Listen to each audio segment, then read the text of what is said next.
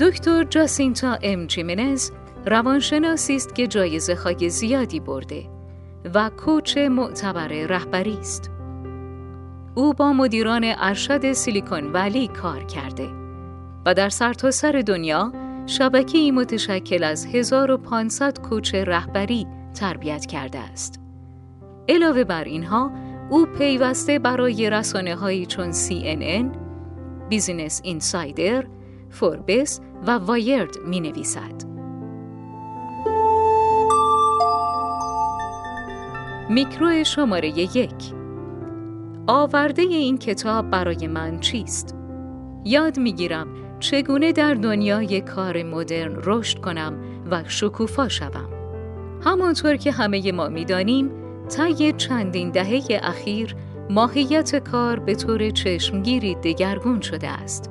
نتیجهش هم این شده که محل کارهای مدرن دائما در تلاطم و آشوبند. باید خودشان را با فناوری‌های جدید، گسترش تجارت جهانی و تجدید ساختارهای مکرر سازگار کنند.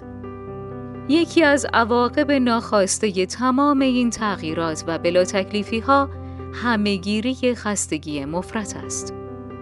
کارکنان برای ساعات طولانی مشغول به کارند و برای پیشی گرفتن از بقیه در تکاپو هستند. اما در این فرایند ارتباطشان را با قطب نمای درونی خودشان از دست می‌دهند. درست همین جاست که این میکرولرن وارد می شود. دکتر جاسینتا بر اساس بیش از 15 سال کوچگری برای مدیران ارشد اسرار پرورش تاب‌آوری در محل کار مدرن را آشکار می کند. در این میکرولرن یاد خواهید گرفت که چرا طبیعت برای رفاه روانشناختی شما اینقدر مهم است. چطور کلید یک رهبری قدرتمند بروز دادن آسیب پذیری هاست و چرا هر کاری میتواند معنی دار باشد اگر حسی از هدفمندی داشته باشید. میکرو شماره 2. سخت‌تر یا هوشمندانه‌تر کار کردن برای جان به در بردن از فشارهای محل کار مدرن کافی نیست. دکتر جاسینتا ام جیمنز در مدرسه عالی استنفورد یکی از آن دانشجوهای شاگرد اول بود.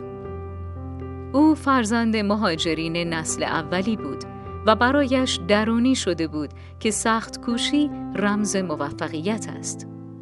اما یک روز تمام تصوراتش در این باره دود شد و به هوا رفت. مادرش تماس گرفت که برادرش در بیمارستان بستری شده است. جیمنز مجبور شد نقش مهمی در مراقبت از برادرش بازی کند و در کنارش هم باید نوشتن پایان نامه، کار کارگاهی و مسئولیت‌های دیگری را پیش می‌برد.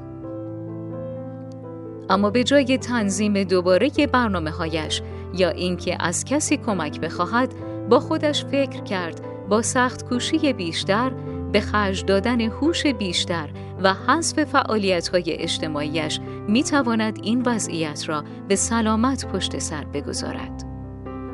اما خیلی زود کاملاً خسته شد و از توان افتاد. تمام اشتیاقش برای کار را از دست داد و حتی برای بیدار شدن در صبح هم کشمکش داشت.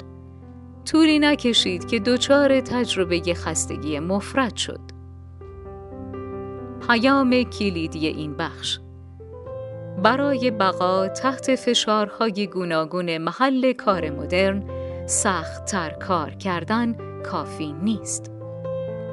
اوقاتی هست که همه ما در کارهایمان تحت فشار قرار می‌گیریم، اما اغلب برای روبرو شدن با آنها آمادگی لازم را نداریم. اکثر ما مثل جیمنز هنوز هم تصور می‌کنیم موفق بودن یعنی استقامت و پایداری به خرج دادن و محکم ایستادن در برابر سختی‌ها. اما همانطور که همه‌گیری خستگی مفرط نشان می‌دهد، برای جان به در بردن از محیط کار مدرن یا شکوفا شدن در آن، پایداری کفایت نمی‌کند. سال 2019 سازمان جهانی بهداشت رسما اعلام کرد خستگی مفرط جزء چالش‌های عمده سلامت جهانی است. اخیراً تحقیق شرکت بین‌المللی دلویت هم نشان داد 77% کارکنانی که با آنها مصاحبه شده است گفتند خستگی مفرط را تجربه کردند. استرس محل کار چرخه‌های نامطلوبی از غیبت کارکنان را به دنبال داشته که به از کار برکنار شدنشان ختم گشته است. هر سال هم باعث مرگ و میر 120,000 نفر در ایالات متحده می شود. تمام افرادی که وارد محل کار مدرن می شوند باید در نظر داشته باشند خستگی مفرط یکی از بزرگترین خطرهایی است که تهدیدشان می کند. این حرف تقدیرگرایانه و جبری به نظر می رسد، ولی در واقع حرفی است عملگرایانه و توانمند کننده. کارکنان با مد نظر داشتن این دانش می توانند راهبردهای مبتکرانه‌ای برای تقویت تاب‌آوری خود پرورش بدهند و قبل از اینکه دچار خستگی مفرط شوند جلوی آن را بگیرند. با درس گرفتن از تجربه سخت خودش و تمام صدها مراجعه‌ای که داشته، جیمنز راهبردهای مرکزی توسعه داد که به کارکنان دنیای مدرن اجازه می‌دهد تحت هر شرایطی که هستند نشاط و سرزندگی شخصی خودشان را از دست ندهند. با تعیین اهدافی تحقق پذیر، وارسی طرز تفکر منفی و وقت گذاشتن برای استراحت و نزدیک شدن به طبیعت، شما هم می توانید یاد بگیرید چطور تاب‌آوری خودتان را بالا ببرید و حرفه‌ای بسازید که سوختش رشد پایدار است و نه استرس مزمن. میکرو شماره 3: موفقیت‌های چشمگیر از رهگذر رشد تدریجی و پایدار به دست می‌آیند. وقتی به آنهایی فکر می‌کنیم که دستاوردهای خارق‌العاده‌ای داشته‌اند، کسانی مثل جی کی رولینگ، بیانسه یا والت دیزنی، ممکن است پیش‌فرضی داشته باشیم که در وجودشان چیزی ذاتاً خاص داشتند. لابد استعداد عظیمی که دارند را ارثی به دست آوردند. حقیقت دارد که این چهره‌ها خیلی با استعداد هستند، اما این فقط تکه‌ای کوچک از کل پازل موفقیتشان است.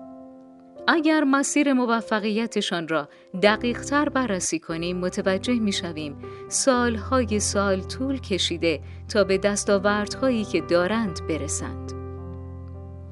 کتاب اول هری پاتر 7 سال وقت نویسندش رولینگ را گرفت و 12 ناشر برای چاپش دست رد به سینه او زدند. اولین گروه دخترانه بیانسه خرد و خاکشیر شد. اولین شرکت دیزنی هم ورشکست کرد. برای همه آنها موفقیت با جان کندن همراه بود و سالها طول کشید.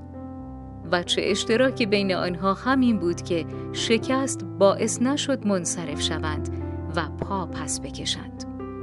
همگی از اشتباهاتشان درس گرفتند، به جهت‌های جدید دیگری چرخیدند و با وجود مخالفت‌ها و طرد شدن‌ها همچنان دست از کار نکشیدند.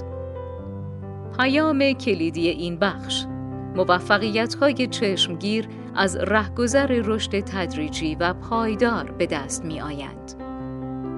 خیلی از ما تصور می‌کنیم موفقیت باید فوری باشد. استدلالمان این است که اگر می‌خواهیم به موفقیت‌های بزرگی دست پیدا کنیم، باید خطرهای بزرگی هم به جان بخریم و با سر خودمان را بندازیم در پروژه‌های جدید. اما سعی و تلاش برای انجام دادن کارهای زیاد در مدتی اندک چیز پایداری نیست. مثلا ریکاردو را در نظر بگیرید که مدیر یک استارتاپ است. این بازخورد را به او داده بودند که باید روی مهارت‌های سخنرانی‌اش کار کند. پس داوطلبانه گفت می‌خواهد یک ارائه بزرگ برای تمام شرکت برگزار کند. اما علیرغم تمام تلاش‌هایش ارائه را به زور و همراه اشتباهات بسیار تمام کرد. شکست خورد. این احساس باعث ناامیدیش شد و تصمیم گرفت کلاً پا پس بکشد.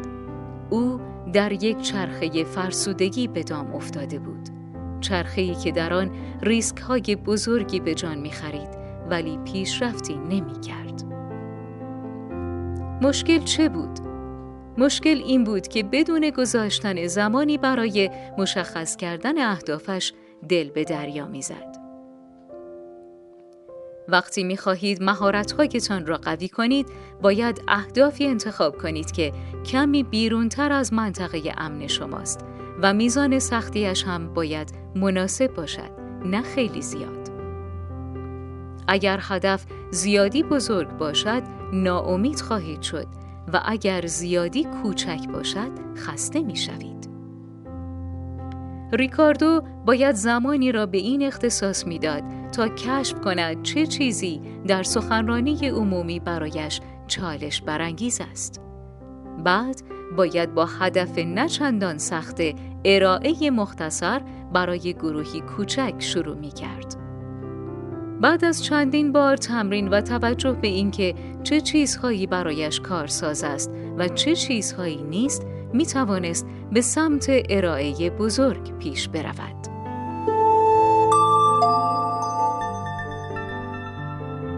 میکرو شماره 4. ذهن آگاهی، استرس و خطر خستگی مفرط را کم می کند. تا به حال شده است یکی از آخر هفته‌های دوست داشتنی خودتان را با فکر و ذکر درباره چیزی که سر کار اتفاق افتاده و جریان دارد بگذرانید؟ یا شده متوجه شوید واقعاً نمی‌توانید در یک جلسه حضور ذهنی داشته باشید چون دائم یاد حرفی می‌افتید که رئیستان پیشتر به شما گفته بوده است؟ در واکنش به یک استرس، ذهنمان پرکار و اغلب پر از افکار منفی می شود. این افکار باعث می شوند تمرکزمان را از دست بدهیم و در کارمان بی‌علاقه شویم. حتی بدتر از این بر ادراک ما از واقعیت هم سایه می اندازند. تواناییمان برای فهم واضح شرایط و دست زدن به انتخاب‌های خوب را هم از دست می دهیم. پیام کلیدی این بخش: ذهن آگاهی، استرس و خطر خستگی مفرط را کم می کند. برای انسان‌ها کنار آمدن با عدم قطعیت سخت است. وقتی با کمبود اطلاعات روبرو می‌شویم، دلمان می‌خواهد با تفسیرهای خود جای خالی آنها را پر کنیم. متاسفانه معمولاً این کار را هم با بدترین پیش‌فرض‌ها انجام می‌دهیم. مدیری به نام ربکا زمان زیادی را صرف تهیه ارائه مهمی کرد که خیلی بابتش ذوق داشت. با هدف بازخورد گرفتن ارائه را برای یکی از مشاورهایش فرستاد، اما هیچ جوابی نگرفت. ربکا مطمئن بود که معنای جواب ندادن او این است که ارائه خیلی افتضاح بوده است. هر چقدر عصبانی تر می شد، ذهنش هم بیشتر و بیشتر با افکار منفی پر می شد. ربکا در مارپیچ ذهنی بدتر و بدتر شونده‌ای گیر افتاده بود. همه ما در این جور مارپیچ‌ها گیر می‌افتیم. اما با فرا گرفتن چند تکنیک ساده ذهن آگاهی می‌توانیم جور دیگری با آنها تا کنیم. دفعه بعدی که فکر نگران کننده‌ای پیدایش می‌شود، سعی کنید به جای اینکه سریع مشوش بشوید، راجع به آن کنجکاوی به خرج دهید. از خودتان بپرسید درست در همین لحظه چه افکاری دارم و چه شواهد و مستنداتی برایشان هست. مثلا بپرسید آیا مدرکی هست که نشان بدهد مشاور یا رئیستان از ارائه شما متنفر بوده؟ برای مرحله بعدی موضعی کاملا مثبت در برابر خودتان اتخاذ کنید. خیلی از ما بدترین منتقد خودمان هستیم. تصور می‌کنیم منتقد بودن کمکمان می‌کند موفق شویم، اما در واقع این شکل از تمایلات کمالگرایانه خلاقیت و کارآمدی افراد را کمتر می‌کند. پس به جای اینکه با خود انتقادگری‌های غیر ارادی واکنش نشان دهید، تلاش کنید نسبت به افکار استرس‌زای خودتان شفقت و همدردی به خرج دهید. فکر کنید به دوست نزدیکی که در شرایط مشابهی قرار داشت چه می‌گفتید؟ قدم آخر ارزیابی اطلاعاتی است که از طریق آگاه شدن به افکارتان به دست آورده‌اید. چه چیزهایی درباره افکارتان یاد گرفته‌اید و مسبب آنها چه چیزهایی هستند و چه کارهایی می‌توانید بکنید؟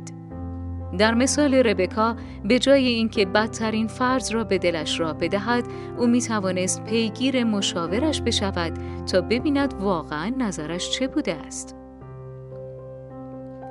نمی‌توانیم افکار استرس‌زای خودمان را کنترل کنیم، اما می‌توانیم راهبردهایی بیاموزیم درباره اینکه چطور به آنها عکس‌العمل نشان بدهیم.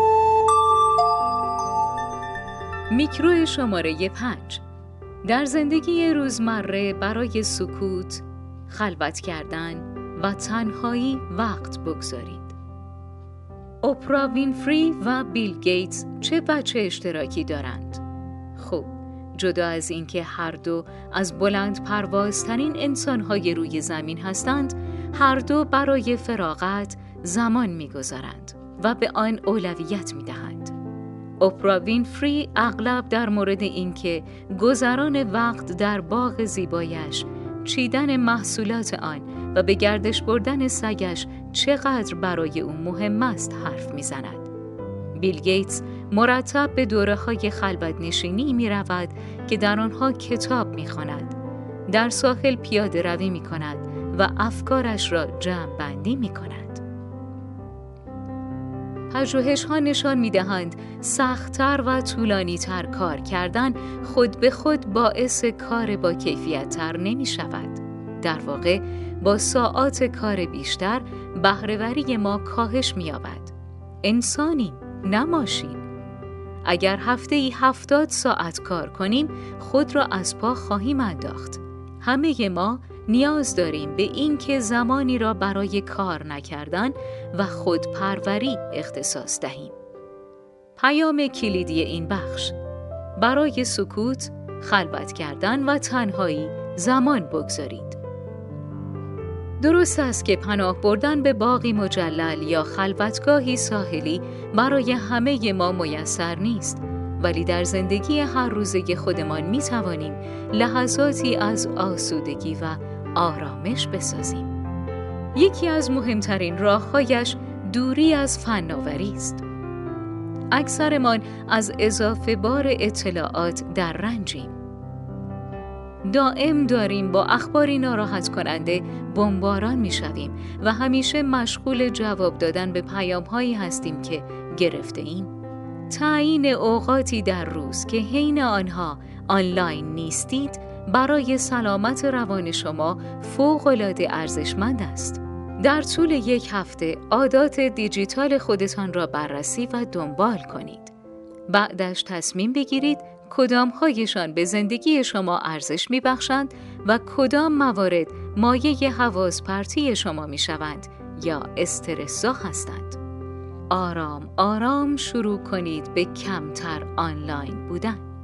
عادت دومی که خوب است در خودتان تربیت کنید، وقت گذرانی در طبیعت است. در هفته قبل چند بار شده که بیرون و در طبیعت باشید؟ حتی فقط 20 دقیقه در طبیعت بودن هم برای حفظ حسی از آسودگی خیلی مفید است. تمرین کنید تا در برنامه خودتان وقت گذرانی در فضای باز را جای دهید. موقع شام به جای پشت میزتان در یک باغ بنشینید یا به جای اینکه برای خرید بپرید پشت ماشین پیاده روی کنید. سومین استراتژی برای افزودن آسودگی به زندگی‌هایمان تنهایی است. خیلی هایمان آگاهانه سرباز میزنیم از تنها شدن. درست است که احتمال دارد حس تنهایی به ما دست دهد، اما تنهایی برای شارژ دوباره باتری‌هایمان و فضای فکر دادن به خودمان ضروری است. لازم نیست برویم سراغ روزه سکوت. با دادن این اجازه به خودمان که طی رفت و آمدهای روزانه غرق در افکارمان شویم، یا با 10 دقیقه خاطره نویسی صبحها قبل از بیرون آمدن از رخت خواب، می توانیم تنهایی را در زندگی روزمره خودمان جا بدهیم. میکرو شماره 6. انسان‌های موفق به دنبال حمایت و ارتباط می‌گردند. در یک مؤسسه حقوقی، کالین همکاری بود که همه به او متکی بودند. اما همسرش ناگهان به سرطان مبتلا شد. وظایف زیادی روی دوش کالین سنگینی می‌کرد. هم کار سخت مراقبت از همسرش بود و هم مسئولیت‌های دیگر. کالین فرسوده و مضطرب شده بود، اما اصلاً نمی‌دانست که چطور از دیگران کمک بگیرد. او هم مثل خیلی از رهبران تجاری دیگر دنیا، این ایده را که نشان دادن آسیب پذیری‌ها و کمک گرفتن از دیگران نشانه ضعف است، درونی کرده بود. ولی تقاضای کمک از دیگران در واقع جرأت زیادی می‌خواهد. وقتی که نهایتاً کالین از همگروهی‌هایش کمک خواست، آنها با مهربانی و شفقت واکنش نشان دادند و هر روز برای خانواده‌اش غذاهای خانگی می‌آوردند. روحیه کارکنان خوبتر شد و چون تمام آنها برای کمک کردن هم‌انگیزه بودند، همگی به هم نزدیکتر شدند. کالین نه فقط به حمایت عملی و احساسی مورد نیازش رسید، بلکه با نشان دادن اینکه هیچ کس نباید تک و تنها با مشکلات دست و پنجه نرم کند، الگوی خوبی برای تیمش شد. پیام کلیدی این بخش: انسان‌های موفق به دنبال حمایت و ارتباط می‌گردند. مغز انسان‌ها برای برقراری ارتباطات اجتماعی مداربندی شده است. مقاله‌ای که سال 2019 توسط شرکت توسعه رهبری بتراب به چاپ رسید نشان داد بهره‌وری کارکنانی که حس قویی از تعلق به محیط کارشان داشتند 56% افزایش داشته است. مرخصی‌های استعلاجی که گرفتند هم به میزان چشمگیر 75% کمتر شد. پس چطور می توانید یاد بگیرید که در محل کار به دنبال ارتباط گرفتن با دیگران و کسب حمایتشان باشید؟ یکی از بهترین راه‌هایش این است که در دل خود برای همکارانتان شفقت پرورش دهید و تمرین کنید به هنگام نیاز برایشان حضور داشته باشید.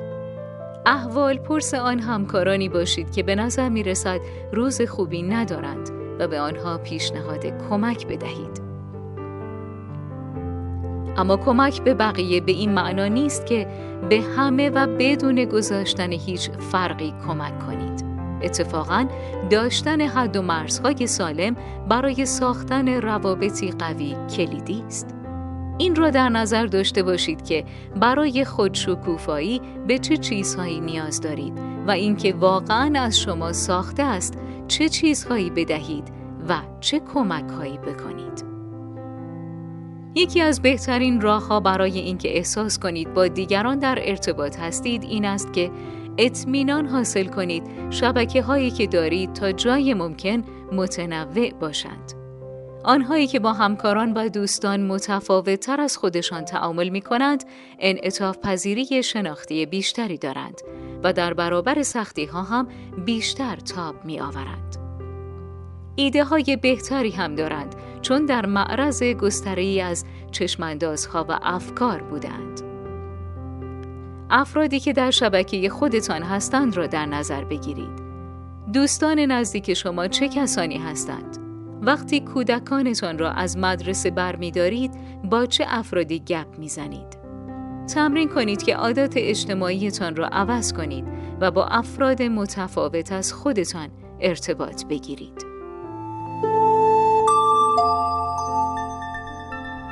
میکرو شماره 7. ایجاد یک طرح رسالت شخصی کمک می‌کند به بیراه کشیده نشوید. تصور کنید در یک رودخانه خروشان شنا می‌کنید و دارید ناامیدانه برخلاف جریان‌هایی که شما را به این ور و آن ور می‌کشانند دست و پا می‌زنید. این روزها زندگی برای خیلی از ما چنین حسی دارد. زندگی مدرن آنقدر پرمشغله و پرتوقع است که اگر به با اهمیت ترین چیز برای خودمان اولویت ندهیم، معمولاً جریان این توقعات متناقض ما را با خود میبرد. کشف رسالت اصلی خودتان مثل این میماند که کشتی خود را به آب بیاندازید. به جای اینکه به این ور و آن ور کشیده بشوید، خواهید توانست مسیر خودتان را طراحی کنید و در آن پایدار باشید. از چه چیزی طرفداری می کنید؟ صبحها چرا از خواب بیدار می شوید؟ این سوالات ممکن است سخت به نظر برسند، اما مهمترین پرسش هایی هستند که هر فرد می تواند از خودش بپرسد. این سوالات کمک می کنند بفهمیم چه چیزی به کار و زندگی ما معنا می بخشد. پیام کلیدی این بخش: برای خودتان رسالت شخصی طرح کنید که به شما امکان می دهد تا به بیراه کشیده نشوید. مادر بزرگ نویسنده سرایدار یک مسافرخانه بود. برای بعضی از افراد درآوردن ملحفه تخت خوابها و تمیزکاری بعد از رفتن مهمانها کار چندان معنا بخشی به نظر نمی رسید. برای بعضی از افراد درآوردن ملحفه تخت خوابها و تمیزکاری بعد از رفتن مهمانها کار چندان معنا بخشی به نظر نمی رسد. اما برای مادر بزرگ نویسنده کار معنا بخشی بود، چون چرای شخصیش را پیدا کرده بود. رسالت مادر بزرگش در زندگی همین بود که به دختر و نوه‌هایش کمک کند تا تحصیل کنند. هر روز که از مسافرخانه پول می گرفت و به خانه می برد، همین رسالت محوریش را محقق می کرد. آگاهی از این موضوع باعث شد از کارش عمیقاً راضی باشد. چه چیزی به زندگی شما معنا می بخشد؟ برای جواب دادن لازم است به درون خودتان رجوع کنید و بررسی کنید چه ارزش‌هایی برایتان مقدس هستند. مثلا خانواده یا خدمت کردن به دیگران. 5 ارزش را که بیشتر از همه برایتان مهم است انتخاب کنید. این ارزش‌ها شمع هدایت بخش شما هستند. بعدش مهارت‌های خاصتان را تعیین کنید. از خودتان بپرسید توصیف بهترین دوستتان از چیزهایی که در آنها خوب هستید چه مواردی است؟ یا بپرسید چه چیزی باعث می شود همکارهایتان همیشه به سراغ شما بیایند؟ 3 مورد از اصلی ترین مهارت‌ها را انتخاب کنید، مثل داستانگویی، طراحی یا مذاکره. و در نهایت مشخص کنید چیز معنا بخشی که به دنبالش هستید چیست. این همان اثری است که در زندگی می‌گذارید یا آرزو دارید که بگذارید. از خودتان بپرسید چرا این کار را انتخاب کرده اید؟ چطور این کار به کل جامعه ربط پیدا می‌کند و چرا کاری که می‌کنید اهمیت دارد؟ وقتی این قدم‌ها را پشت سر بگذارید، آماده‌اید تا ارزش‌ها، مهارت‌ها و اهداف معنابخشی که دارید را به طرح رسالت شخصی خودتان اضافه کنید. آن را جایی بگذارید که بتوانید هر روز ببینیدش. هر دفعه که نیاز دارید تصمیمی بگیرید، بروید سراغش. تبدیل خواهد شد به کشتی شخصی خودتان که با کمکش قادرید از آبهای خروشان به سلامت بگذرید. میکرو شماره 8. لازم است حواسمان به سطح انرژی و احساساتمان باشد. آیا حتی در عین حال که برای ساعات طولانی کار نمی کنید، از نفس می افتید؟ در این صورت احتمالش هست که بعضی از فعالیت‌هایتان دارد انرژی شما را تحلیل می‌برد و تخلیه می‌کند. عادت داریم حواسمان به این باشد که به بعضی کارهای خاص چقدر زمان اختصاص می دهیم. اما کمتر به این دقت می کنیم که هر کدامشان چقدر انرژی می طلبند.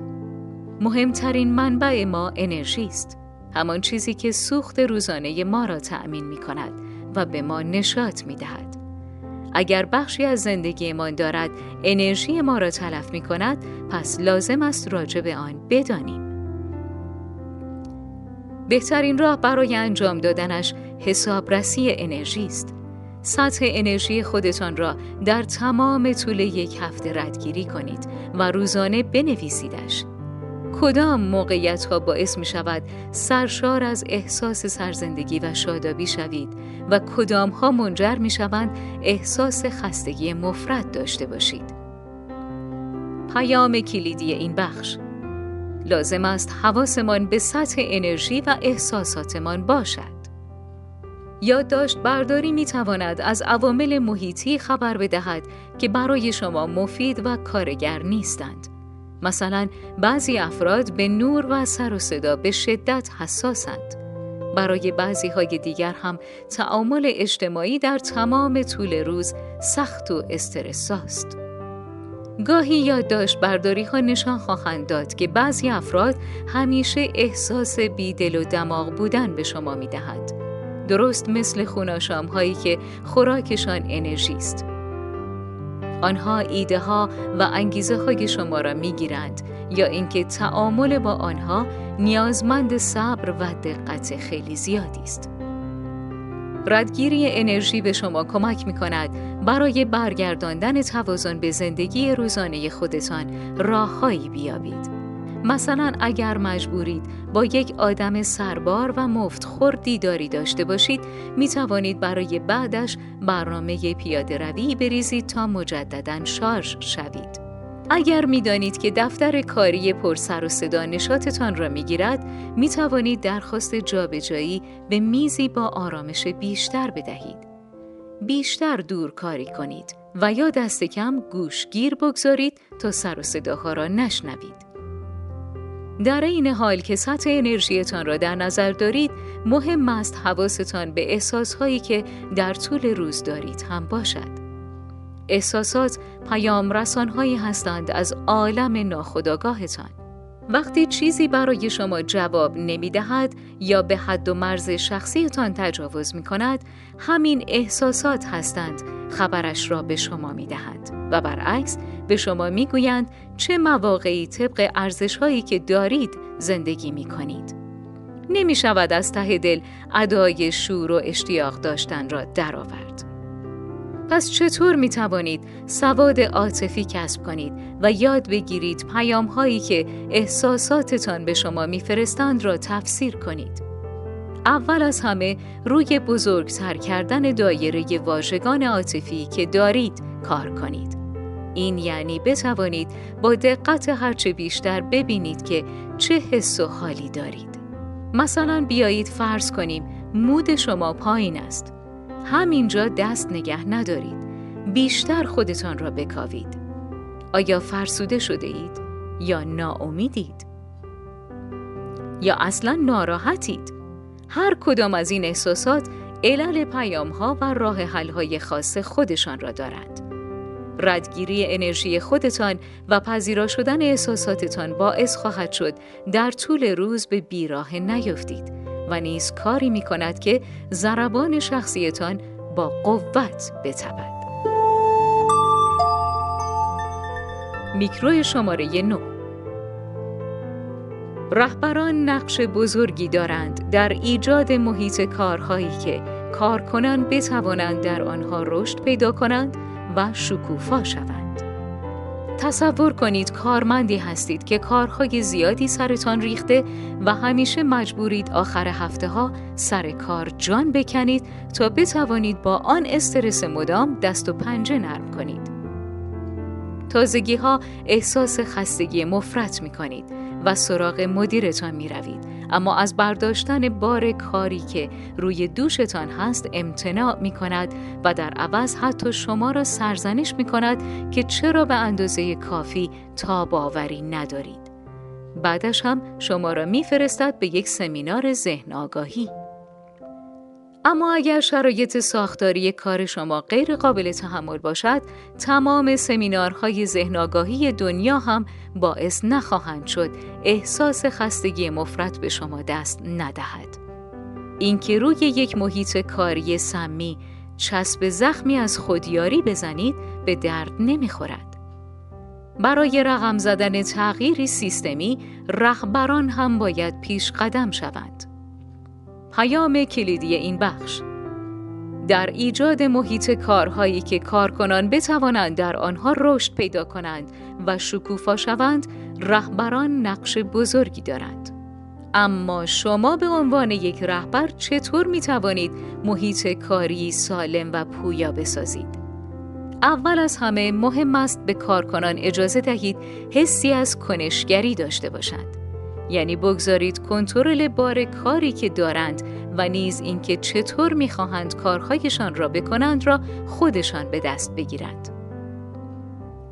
برای تحقق این کار، انتظارات خود را شفاف برایشان بگویید. اطمینان حاصل کنید که کارکنان دقیقاً می‌دانند برای اینکه در کارشان موفق باشند لازم است چه کارهایی بکنند. علاوه بر این مطمئن شوید خواسته های خودتان معقول است و کارکنان تمام آموزش‌ها و منابعی که برای انجام امور به نحو احسن لازم است را دارند. ولی برای تک تک کارهایشان تعیین تکلیف نکنید. نشان دهید به آنها اعتماد دارید که کارها را به شیوه خودشان انجام دهند. بازخوردهای صادقانه‌ای بدهید و همچنین فرصت‌های لازم برای کسب مهارت‌های جدید و دست زدن به چالش‌های نو را برایشان فراهم کنید. دوم، چون رهبر شمایید، برای ساخت محیط کاری که عادلانه باشد مسئولید. این حرف در عمل به چه معناست؟ هیچ چیزی بیشتر از محیط کاری که از صداقت بویی نبرده و انصاف در آن پیدا نیست نمیتواند انگیزه کارکنان را سریعتر بخشکاند.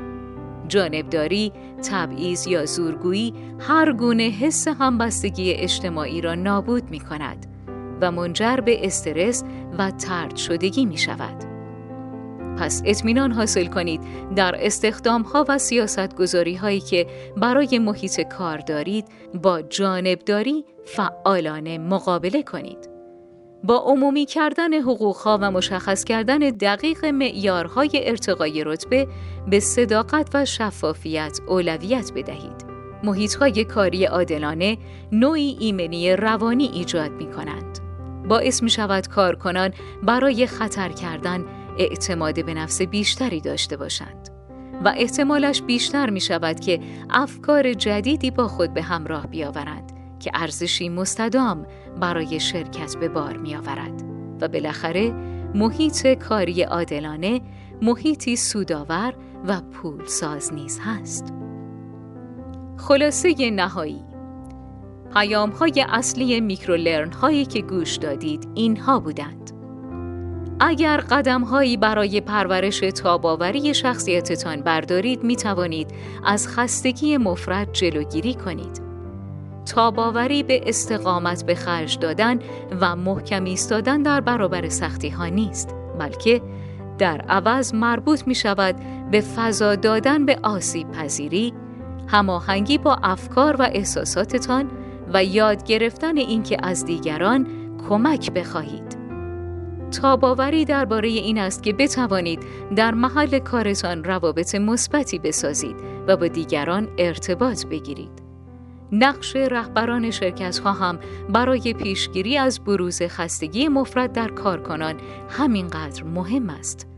آنها می‌توانند با فراهم ساختن محل کارهایی که کارمندان در آنها احساس تعلق خاطر و امنیت روانی داشته باشند به این هدف دست بیابند. توصیه عملی: فهرستی تهیه کنید از کارهایی که نباید انجام داد. معمولاً برای کارهایی که نیاز داریم به خاطر بسپاریم فهرست می‌سازیم. اما فهرستی که به ما یادآوری کند چه کارهایی را نباید انجام بدهیم هم به همان اندازه مهم است. چون این قبیل چیزها انرژی ما را می‌خورند و زمانمان را هدر می‌دهند. آیا صحبت کردن با مادرتان در محل کار باعث می‌شود حس ناخوشایندی بگیرید یا حواستان پرت شود؟ یا در چرخه بی‌پایانی از خرید کردن‌های آنلاین به دام می‌افتید که کلی از وقت ارزشمندی را که می‌توانستید در طبیعت صرف کنید از شما می‌گیرد؟ این موارد و سایر کارهایی که نباید انجام دهید را به فهرستتان اضافه کنید و آن را جلوی میز کارتان و جایی که بتوانید ببینیدش بچسبانید.